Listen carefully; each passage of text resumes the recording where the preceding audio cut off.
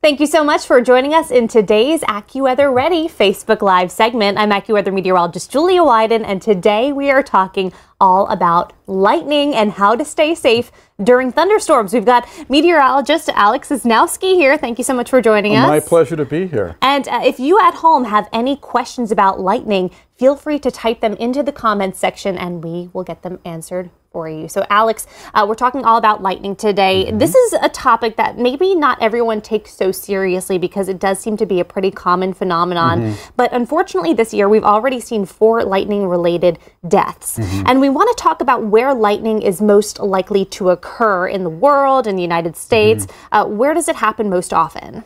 Well, really, lightning is most common in the tropics where it's warm most often. But during the summer season, you can get thunderstorms all the way up to almost the Arctic Circle. So it can really occur just about anywhere during the summer months. And it can be especially a problem in the mountains. When a lot of people are outdoors during the summertime on the lakes, fishing is one of the leading trouble spots to be during thunderstorms. Everybody thinks it's golf. Golf is way up there, but fishing, believe it or not, being on the beach, those are some hot spots for lightning fatalities.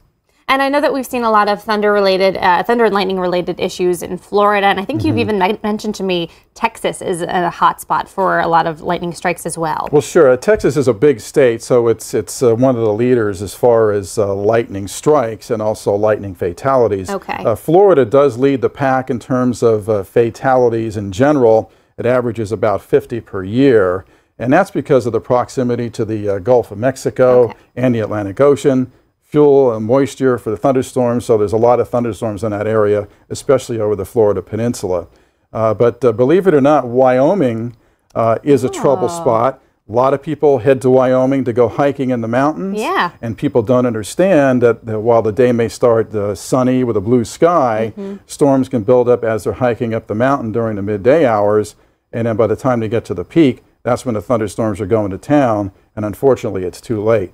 The folks in that case really need to be moving down the mountain at the first sign of towering cumulus clouds, big, gigantic, puffy clouds, and get down off the mountain below the tree line before those storms start to really fire up. Really good advice. Okay, so what actually is going on inside a storm that causes lightning to happen in the first place? Well, what happens in a thunderstorm is you have updrafts and downdrafts, particles in there, moisture, water droplets, small chunks of ice, and that puts a charge in the cloud, and you have an opposite charge near the ground.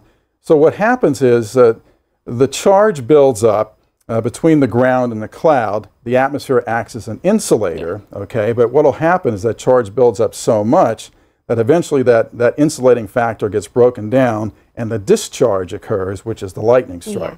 And I think it's so neat because what you end up getting is you get this negative charge that builds up at the base of the cloud, and that induces the positive charge at the surface of the ground. We have that little graphic up that you can kind of see that. And lightning, like you've mentioned to me in the past, is really a lot like static electricity. It is. Where you just kind of get this little carved path and you kind of... It's completing a circuit. That's what it's doing. The charge is building up, then it completes a circuit and it discharges. And that's one of the things that I find so fascinating about weather in general is that it seems like every bit of weather that we have, whether it's lightning, whether it's a thunderstorm or a hurricane even, it's the Earth's atmosphere trying to balance itself out and try to evenly distribute things. So in this case, we're talking about that charge. Electrical charge. Exactly, balancing it out. So a dangerous thing, but really fascinating if you consider the science of it. Okay, we always say if thunder roars, go indoors. Absolutely. But what do you do if you're outside, you're in a field, and you just have absolutely no place to go to take shelter? Well, you have a few options there. The best thing to do is to get in the ditch, but what you don't want to do is lay flat on the ground. That's not necessarily a good thing. You want to make yourself a smaller target, and that also goes for, say, lightning were to strike next to you or near you. If you're laying flat on the ground, that charge is going to carry through the ground. So you want to make yourself a small target for that charge to go through. One of the best things to do is the cannonball. You get down as low to the ground as you can, feet not spread apart, feet close together, hands on top of your head. That way you're making yourself a small target, and if you do get an indirect strike, you're less likely to get severe burns. You might end up with more minor burns in that case because you have a bigger target or a bigger contact area rather than a small contact area like your foot or your hand or something like that. So that lightning post, it always makes me giggle a little bit because it's funny looking, but it's so important because it could really protect you. And this is actually something that I like to do with kids. So if you're a parent at home and you have little kids, practice this pose with them. You basically duck yourself down onto the ground in a cannonball, like you mentioned, and cover your head. And like you said, that minimizes your surface area on the ground, and it also gets you really low to the ground. Exactly. Okay, so let's go back to that scenario where we're outside. We don't really have, you know, a whole lot of shelter to get to. Right. Is there any way to tell if lightning is about to strike? There's really no steadfast way. There's been some studies that have shown that, you know, your hair standing on end is actually the flow of electrons and a charge building up, but it doesn't necessarily mean that lightning is going to strike. And also the same effect, if your hair is not standing up, doesn't mean that lightning isn't going to strike you. There's no real steadfast way to tell for sure where lightning is going to strike. Places you absolutely don't want to be is out in the open, as you said, but you don't want to stand under a single tree or a small group of trees. Picnic pavilions, that's not a good idea. These objects stick up in the air, they become targets. Yeah, and it's interesting because you imagine you're out at maybe the park with your family, you're enjoying the day, you start to hear thunder, and you think, okay, well, I need to get to a safe spot. Hey, there's a pavilion off in the distance, that looks good. It's not the safest place to be. Maybe instead you might want to consider going to your car. Is that any safer? That would be much safer. There is no 100% absolute safe place to be during a thunderstorm, but a car or a home with a completely enclosed frame, wiring, plumbing in the house because it's grounded. Yes. Okay, but a picnic pavilion, yes, technically it's grounded, but there's a lot of open space here, a lot of room for that charge to arc. Okay, trees, we all know that trees are one of the worst places to be.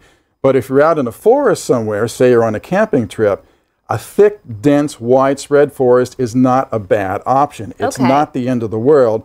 Just don't pick the tallest bunch of trees to stand underneath. And also in terms of flooding, you don't want to be right along a stream bed, although being on top of a mountain is much less safe than being down in a valley location. Interesting. Because you're getting down lower away from the cloud base. And the whole idea behind that is what we were saying before, is that the atmosphere wants to balance itself out, and it's looking for the easiest path. So that's why those tall objects are a little bit more likely to get struck by lightning, because the charge doesn't have to go as far. So it's like the atmosphere taking its easy way out and making that electric charge happen. So just going back to the idea of being under a tree during a lightning strike, I have a fun story to tell about this. When I was a teenager, this is one of the things that got me interested in meteorology in the first place. Lightning struck a tree in my backyard, and it was a really cool opportunity for me to see what happens after a lightning strikes a tree. And in this case, I thought it was so fascinating. We had little bits of bark embedded in the siding of our house, and the tree was not all that close to the house, but this kind of showed me why it's so dangerous to stand underneath the tree. How powerful that strike is. When you have... How far-reaching the effects can be. Exactly, and the temperature of lightning is so incredibly hot that it instantly evaporates the water inside of a tree, and evaporation expands, and that just, it was like bullets being struck into the side of the house, but it was these little pieces of bark, and that really drove home the point for me that you should never stand underneath a tree during a thunderstorm, because not only is it electric charge, it's also, you're talking about almost like shrapnel being flown at you. So a really scary situation, and that's why we really want to drive that home for you folks at home as well, that if you are outside, a tree is not a safe place to be, neither is a pavilion, because should a tree nearby get struck, it doesn't mean that you're protected or covered. Okay, so let's say that you are indoors, you hear thunder outside, you know that there's a storm off in the distance. Just because maybe you're safer inside, your appliance is not necessarily so. Yeah, there's some common sense things. You don't want to use any kind of corded appliance, and that includes a cell phone that you actually have plugged into the wall and you're charging, okay? Unplug all that stuff. You don't want to be running the vacuum cleaner. You don't want to be using the hair dryer. Absolutely should not be in the shower, because water conducts electricity. There's some grounding effects of the plumbing, but don't take that chance. You don't want to be in the shower. Get away from windows. My grandmother used to tell me a story in the farmhouse she was at when she was a kid, how ball lightning actually went through the window in the house, came down the stairs, and then went out the front door, which was like just like a metal door. But if somebody was in a stairwell, you know, who knows what could happen there. Exactly. So they tell you to get away from windows, and that's one of the reasons for that, and also for debris hitting the windows and possibly breaking it, obviously, during thunderstorms. But of course, the indoor scenario is the best one that we have. So if you're inside your house, that is most likely going to be the safest place. So we have those lightning tips on your screen so you can remember them at home. You're exponentially safer indoors or in a car than you are going to be out in the open. So one myth that I've heard about with regards to cars especially is that if you're in a car, you're safe because the tires will ground you, but that's not true.